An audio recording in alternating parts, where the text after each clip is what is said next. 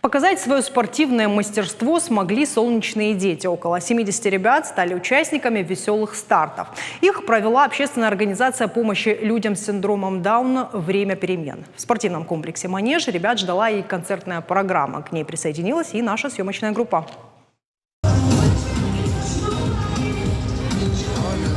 Яне Бежесовой 11 лет. Вместе со своей сестрой она присоединилась к лету без границ. Размялась на зарядке с чемпионом мира по кикбоксингу Тимуром Айляровым и чемпионом Европы по тэквондо Сарматом Сакоевым.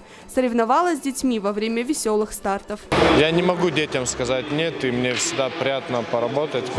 Я всегда открыт для общения, всегда принимаю участие. Вместе с Яной участвовали еще 70 детей. Инклюзивные старты впервые организовала Североосетинская общественная организация помощи людям с синдромом Дауна «Время перемен».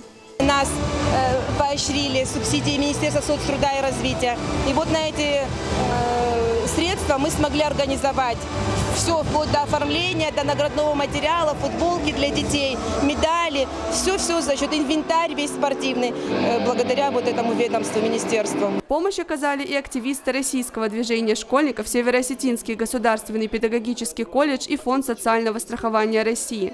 Содействие в организации летнего праздника оказали также меценаты Иналт Хавребов, Сослан Сагеев и Артур Тасоев. Делаем вот так. Как отметила директор «Времени перемен» Альбина Пагаева, такие акции не только помогают социализации детей, но и дарят море положительных эмоций. Дана Малышева, Игорь Войцеховский. Новости Осетии.